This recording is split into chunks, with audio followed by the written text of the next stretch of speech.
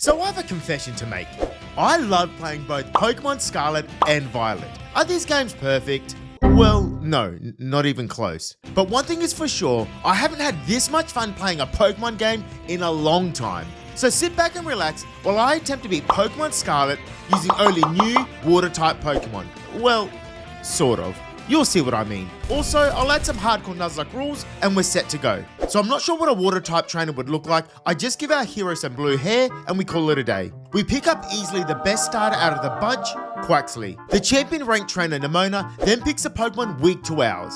And, well yeah, Bucky just drowns the crocodile. Not happy with such an easy win, we go hunting and we find a Houndoom. But before we can finish it off, some random Pokemon saves the dog from certain death by removing us from the scene. They'll teach you to interfere during a fight again. Heading back to the beach, we can grab ourselves a second Pokemon, Wiglet. And I mean, it ain't the greatest encounter, but we're not exactly in a position to be picky. Nimona stopped us at the academy entrance, feeling full of confidence having a terrestrialized Pawmi for our water team. But Bucky can just work up a couple of times, take out both of Fuecoco and the Pawmi. Okay, Nimona, this is now getting embarrassing. We get to the academy, but we ditch the school as we want to start taking out gym leaders. Before I send Katie and her bugs to an early grave, we make a trip to Medali City, getting our hands on some leftovers. I slap the leftovers on Bucky and we bust our way through to Katie. With a combination of Wing Attack, Protect and leftovers, we make light work of Katie and her pathetic Pokemon. Unfortunately, Bucky needs to evolve, turning into this thing. Yeah. We grab the badge and we move on. Oh, so you like to watch my videos but haven't subscribed, huh? I will look for you. I will find you. And I will... Whoa. Okay, let's just all relax for a minute. If you want to subscribe, I'll appreciate it. Next, we make our way to the harsh wastelands where the Stony Cliff Titan Clorf is waiting. This giant crab had no hope as Bucky drowns it with terrestrialized aqua jets. The cheeky crab then decided to take some performance-enhancing herbs, but the outcome was still the same. Ivan then thanks us for helping him, and he gives us his own badge. Okay, I know what you're thinking. How's my team of 2 water Pokemon gonna take out Brassius and his grass types? And the answer is simple. Using Batman's ultimate weapon, prep time. First thing we do is get our hands on the TM Acrobatics, which is found here. Now, because I was lucky enough to get an Adamant Nature, I can skip the next step, which is looking for an attacking boosting nature mint. The final thing we need is to slaughter the entire flamingo population. And no, I didn't do this for pleasure.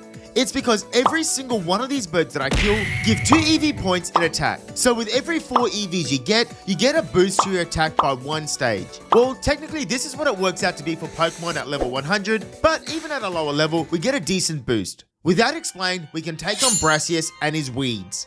Both Petilil and his Smoliv are destroyed with a single acrobatics from Bucky. His Ace Sudowoodo takes 2 hits to kill, but because we survived the Terrestrialized Trial Blaze and still outspeed, we get the win against Brassius.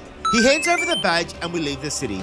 With the new level cap of 19, we can now get our hands on one of my favorite new Pokemon. We head to the beach where I can find a Finizen. I actually can't wait to evolve this dolphin into a Palafin, as in its hero form, this thing is an absolute beast and will be... well, okay, looks like that's not happening then. Hydra gets revenge for Dory, and together with Arvin, the Bombardier pays for killing our beloved dolphin. With the giant bird defeated and a new badge for the collection, we get a new level cap and a new team member before our team star battle with DJ Vice. Yes, that is also his name, DJ Vice. Now, as much as I'd like to bust through the gates and start slapping some team star grunts around, Bucky is still not quite strong enough to deal with their boss. So we go on a bit of an adventure, collecting proteins from all over Paldea, powering up my duck. And just when the poor flamingos thought they were free, Bucky uses them as training, taking them out for their precious attack EVs. With our training complete, we head straight to Team Star. DJ Vice comes out on his car and throws out his Pornard. Bucky can work up twice while using leftovers and Protect to stay relatively healthy from Pornard's attacks. Then all it takes is a low kick from Bucky to end its miserable life. The Starmobile is next in and it goes for a metal sound which Bucky is able to dodge before dealing big damage to the car. It then goes for another metal sound and Bucky is having none of it, dodging the attack for a second time before bringing the car to its knees with a second low kick. It finally goes for an attacking move, landing a wicked torque, However, that doesn't matter as a third low kick sends his car to the scrapyard. Right, now it's time for the scariest fight in the run. Wait, no, not Nimona, she's a piece of cake. I'm talking about this monster, Iono. So I sat down going through some damage calcs and reviewing different strategies that I could use for this fight. The first thing that I realized is that if I was doing this run on Violet, I could have had a Taurus, which with bulk up, protect and leftovers, could have easily set up and swept this gym. The best I could come up with was with a win, but at the cost of Bucky and Jaws, meaning Hydra would be all alone all the way until after I beat Ortega. So yeah, I'm kind of screwed here. Ultimately, I swallowed my pride and I decided to use a Pokemon who is a water type, but not one that is new to the games. I catch myself a Shelter, evolve it into a Cloyster with a Water Stone, and I enter the battle with Iono. Black Pearl sets up with iron defenses while protecting and recovering health using leftovers. Although one of the sparks do paralyze, the plan doesn't change and we start shell smashing on this poor bird. Eventually we're at +6 for speed, attack, special attack and defense, allowing us to outspeed and ice beam every single one of electric Pokemon. Even if we did get fully paralyzed against a Mismagius, Jaws is ready to swoop in and taking it out using Mold Breaker drill runs, which would still give us the win. I don't feel too good about the win, but at least it was still a water type team. While I was taking out some trainers to get myself an Eviolite from the Pokemon rep, we run into this little guy. Yep, Hydra just upgraded to a shiny. Also with a new level cap, our newly acquired teammate Worms is able to evolve into a Walk-Trio, finally making it somewhat useful. Team Star is back in our mind, and Mela is the one that needs to be dealt with. She comes out on her car, and after seeing my team of water Pokemon, she reverses straight back into her tent and just hands over the badge. Okay, maybe it didn't quite happen like that, but it's an easy badge either way. As cute as the Lurking Steel Titan Orthworm is, I still send in Bucky to low kick some sense into this thing.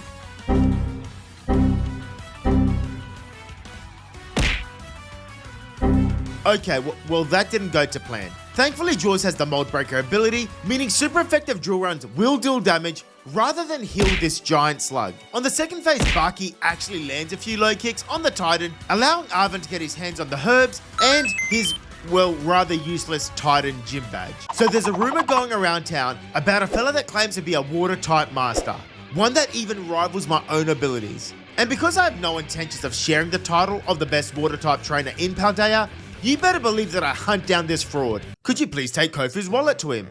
Yeah, sure, just hand over the wallet and I'll take it straight to him. I promise. Wow, they are really dumb here in Cascarafa. Giving a child a wallet with $50,000 in it, hoping I'll return it? Not very smart. Okay, time to hunt down that fraud.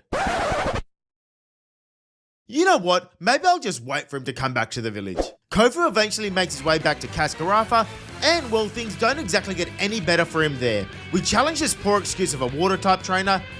Okay, I'm being too harsh. This guy's actually super nice. I'm not sure why I'm ripping into him for. But regardless, we both lead with Veluzas, and I use a Fill It Away, which doubles our speed, attack, and special attack at the cost of half my HP. Using leftovers and protect, we can actually stay pretty healthy before we start sweeping through his team. Jaws crunches Kofu's Veluza, and this poor fish had no chance of surviving. Next in is his Walk-Trio, but yeah, like that was supposed to stop Jaws. Now it's his ace Abominable, who actually does survive a Psychic Fang from Jaws, although our powered up fish can eat a slam from the crab before finishing it off with one more Psychic Fang, getting the win over Kofu. We take a photo, grab a badge, and then take off. With half of the gyms conquered, it's about time we visit Team Star again, as they need to know that they're not safe from me. Atticus comes out, dressed like a ninja, and we start the fight. Jaws once again takes lead here, and because his pathetic Skuntank is so desperate to land a Sucker Punch, we can set up using Fill It Away twice, while also protecting to get leftover recovery and stall the Sucker Punch PP. Once he's run out of PP for Sucker Punch, Skuntank is the first to go down with a terrestrialized liquidation from Jaws. Next is Muck, who was brought out only to get one-shotted from a Psychic Fang. Now it's Reveroom, and one liquidation from Jaws sends this car packing. Finally, it's the Starmobile, and a Psychic Fangs is just short from getting the kill, but the giant car goes for a flame charge. Yeah, don't ask me why. Allowing Jaws to deliver the final blow with another Psychic Fang. Team Star have almost crumbled, and we have added another badge to the collection. Also, because of the new level cap, Bucky can finally evolve, and well, I guess it's better than what we had before. Back to the gym challenge we go, and here we have to face off against Larry. I do kind of feel bad for the guy. Even on his lunch break, he's being told to stop eating and have a gym battle. Like, come on. and newly evolved Bucky takes a lead against Larry and is able to bulk up 3 times on his Komala. Although we do get yawned and put to sleep, it doesn't matter as I've come prepared with a Chesto Berry, waking us up straight away. Once awake, we go for an Aqua Step, which kills a Koala, but also raises our speed, meaning we now outspeed his entire team, including Staraptor. The Dunsparce jumps in, but a low kick from Bucky is all it takes to take it out. Finally, it's Staraptor, and although we do get intimidated, we are still at +2, so a low sweep easily takes out the bird. This guy is so nice that even after that loss, he still buys us lunch and gives us the badge. The Mona then jumps us, wanting the battle without even letting us adjust our team. Too bad for her, Bucky is in the lead, and this giant bird is in no mood to mess around, bulking up on a Lycanroc. Once Bucky has set up a few times, we begin the slaughter. Lycanroc is Aqua Stepped, Pawmo is Aqua Stepped, Goomy is low kicked, and finally Skilleridge is Aqua Stepped. After embarrassing the Mona in front of her idol Geeta, we can leave the town and make our way to the Snowy Mountains to take on Rhyme and her ghosts. Jaws and Worms take the lead in this fight, and expecting a double team on Jaws, I terrestrialize losing its ghost weakness. Banette lands a sucker punch on Jaws before a triple dive from Worms on the Mimikyu breaks at the skies and brings it into the orange. Mimikyu then lands a critical hit slash on Worms, bringing it dangerously low on health. Although that's the last thing it ever does, as a liquidation from Jaws takes it out. The crowd then boosted every single one of our stats because we terrestrialized, and because of this, I decided to leave Worms in, and it just survives a sucker punch from the Banette. Houndstone is our next target, and a triple dive from Worms, followed up with a crunch from Jaws, eliminates the dog before it can even do a thing. To top it off, the crowd once again boosts our stats, simply for using a super effective move on the turn. However, Worms is too low on health to stay in, so I switch in Bucky, who eats a Shadow Sneak from the Banette as he comes in. Jaws then crunches Rhyme's terrestrialized Toxtricity, getting rid of her biggest threat. One last crunch from Jaws takes out the Banette and it ends the battle. Rhyme has been beaten, and this sore loser wouldn't even take a photo, so we needed to improvise. Needing to defrost a little after that battle, we head to the desert as there's a Titan Pokemon hiding there. It doesn't take long to track down the ancient Pokemon, and although the Great Tusk does look vicious, it's nothing Bucky can't handle. Even after taking some illegal herbs, Bucky makes light work of this bootleg Don fan. Arvin is obviously happy, and after collecting his herbs, he gives us our badge, and his Mabostiff is almost fully recovered. Plus, now we can glide through the air, which is kinda neat. Tulip is next on the chopping block. Well, she would have been if Mona didn't ambush us again for a battle. Not sure why she even bothers anymore. Bucky, can you please deal with this for me?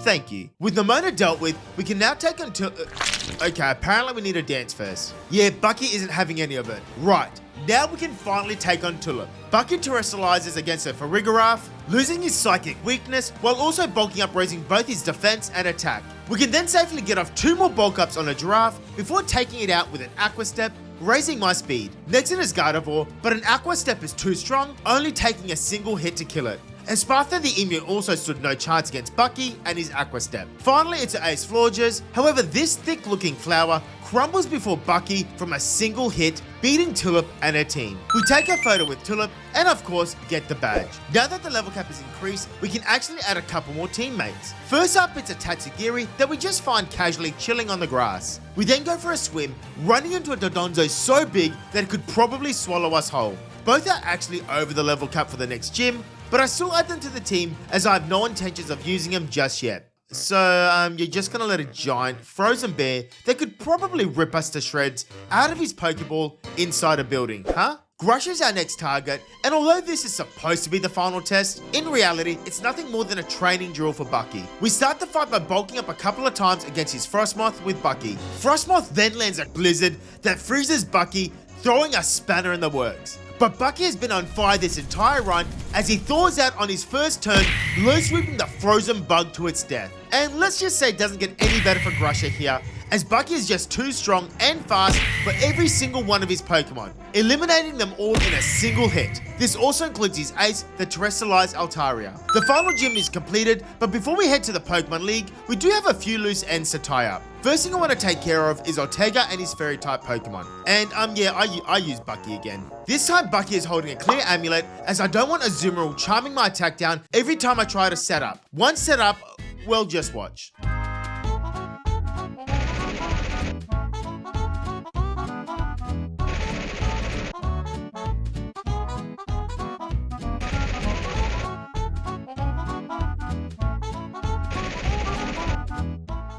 Team Star are now barely scraping by to survive as Ortega gives us another badge. My boss stuff is on my mind, so naturally I go to take on the false dragon titan Pokemon, Dondonzo. Your mum can deal with the first phase against Dondonzo using earthquakes.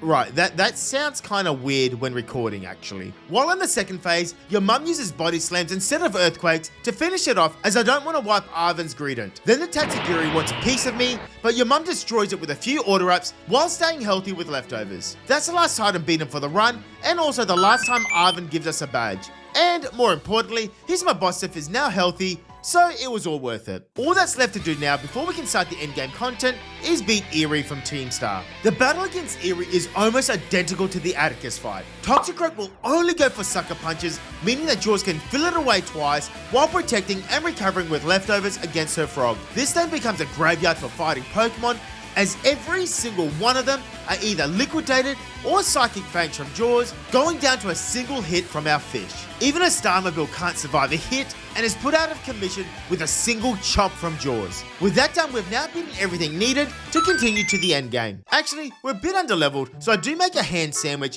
which spawns Chanties, who give us a lot of EXP when defeated. Once appropriately leveled up, the Elite Four is the first thing on my mind, so I head straight to the Pokemon League. Rika is first on the list of the league members that need to be dealt with. I lead with your mum, and back-to-back liquidations from my giant fish crush Rika's Whiscash while staying healthy with leftovers. Next is Donphan, and we can eat a couple more earthquakes before drowning it with a couple of liquidations. Now it's Dugtrio, and this thing sets up a sandstorm before being brutally crushed with a liquidation. Camerupt brings your mum into the red with an earth power, although it pays for it with its life as a liquidation buries it. Finally it's Ace Clodsire, but Bucky tags in to end this pile of poison mud with back-to-back ice spinners, getting us the win over Rika. Poppy is the next league member to be taught a lesson, and this time it's Bucky's turn to have some fun. Bucky bulks up, raising his attack and defense, while Copperajah sets up stealth rocks, which is absolutely fine. We then crush the metal elephant with a low sweep, sending it straight back to Poppy. In comes Corviknight, so I terrestrialize to lose my flying weakness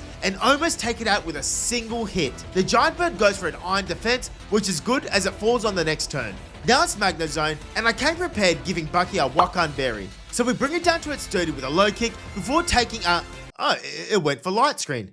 Okay, well, see ya, buddy. Bronzong stands no chance as a Terra boosted +1 Aqua Step cripples the Bell with one kick. Her ace Tinkatonk is Poppy's last line of defense, but all it can do is stand there as Bucky shows no mercy, finishing it off with a low sweep. Larry is back for a rematch, although this time he has ditched the normal types for some birds. Sushi is looking for some love, so I let him take the lead as he sets up a nasty plot while Tropius absorbs the sunlight, going for a solar beam. Unfortunately for this flying plant, one nasty plot is more than enough to kill the Tropius with a terrestrialized Dragon Pulse. Larry then brings in Altaria, but Sushi is quicker than the flying cloud, ending its life with another Dragon Pulse. Now it's Seraptor, and its Intimidate means nothing to me as we're a special attacker, so we fry the bird with another Dragon Pulse. Oricorio comes in, but it's basically just a sacrifice as another Dragon Pulse kills the electrical cheerleader. Finally, Larry brings in his ace, Flamingo, but it's not like this thing can do anything as a terrestrialized Dragon Pulse puts it out of its misery. Hassel is now the last thing between me and the champion Gita. Bucky is brought down to half health as a Super Fang from Noivern lands. We end up responding with a bulk up,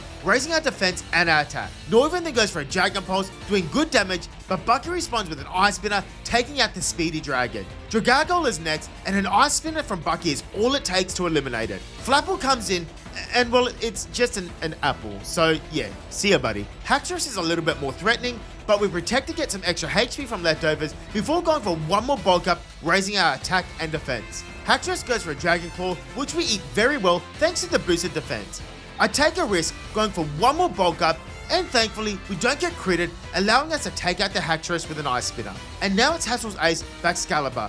And this thing is an absolute monster. But even a monster can be slayed as Bucky finishes off the dragon with a huge Ice Spinner, getting us the win and beating the Elite Four. With those wins under our belt, we can take on the final test against Gita. Now it's time to show Worm some love as our shiny boy leads against Espartha. We go for a throat chop, which doesn't quite get the kill, allowing the emu to set up a reflect against us. A second throat chop gets a kill, and we have momentum against the champion. Gagoda's in next, and I have no one that can come in to take a Horn Leech from this thing. This means that unfortunately Worm has to fall here.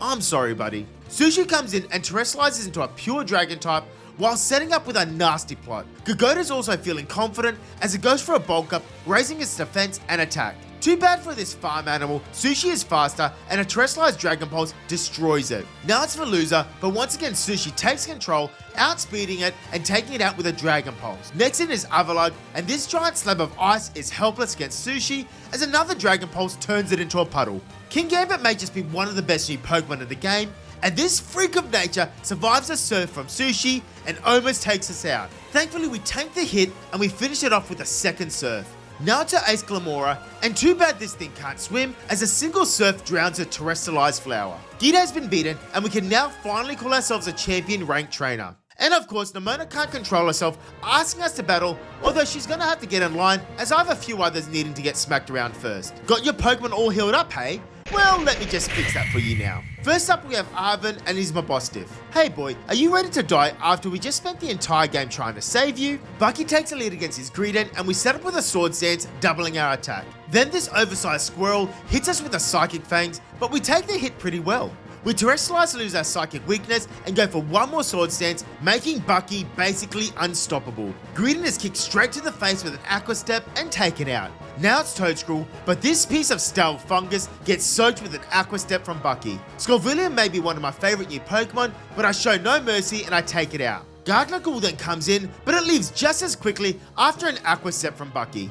Arvin then mocks me, bringing in a Cloyster, knowing full well that I use one against Iono. However, Bucky remains focused and obliterates the Cloyster with a close combat. Finally, it is my Mabostiff that comes in, and one more close combat from Bucky sends this poor dog back to Arvin on life support. Thanks for the battle, Arvin. We head back to the academy, and now we have Director Clavel standing in our way. Also, my entire team is at risk of overleveling, so I decided to take on the Director with just Sushi. We start the fight and I taunt his Oranguru, which stops it from yawning me. Now we eat foul plays pretty well while I set up nasty plots and stay healthy with leftovers recovery. Once I've nasty plotted twice, I terrestrialize and I Dragon Pulse the monkey into the next dimension.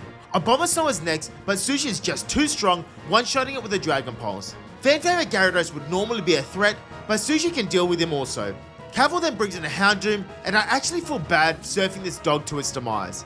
The Teapot is next, but I'm not thirsty, so we Dragon Pulse it straight back to the Director. Finally, he brings in his Ace Meowscarada, and this thing hits me hard with a Play Rough, but we hold the line and retaliate with a Dragon Pulse, taking it out and beating Director Clavel. The Team Sub Boss Penny is next, and this is where Bucky can shine again. We get off a couple of Swords Dances on our Umbreon, as we can easily eat the Dark Pulses. Bucky is then let off the leash and goes on the attack.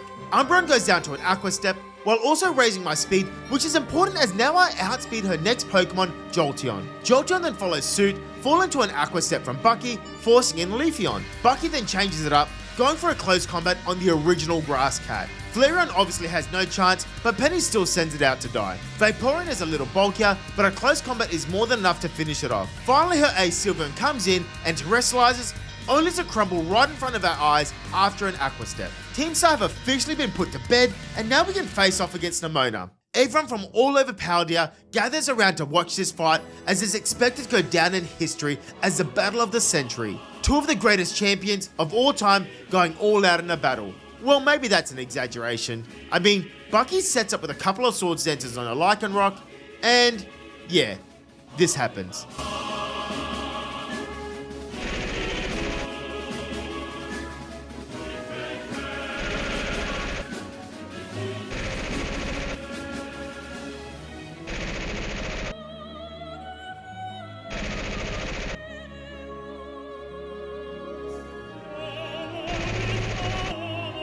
You really were a letdown, Nemona. Thankfully, this isn't actually the final battle. We head to the center of Paldea, where the entrance of Area 0 is. Nemona, Penny, and of course Arvin all join me as we jump on Koraidon and head straight down. We make our way through, heading deeper and deeper into Area 0. Eventually we get to the entrance of the lab, and once we open it, a bunch of ancient Pokemon escape.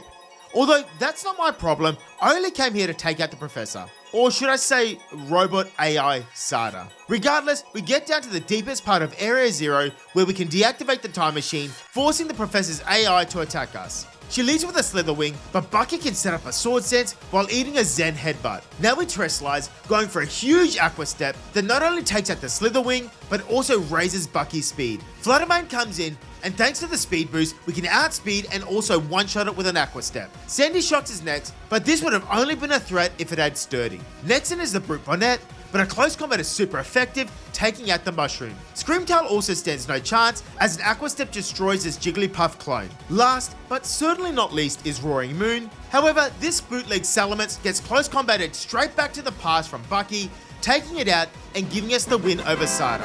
Thank you all for watching, and I'll see you next time.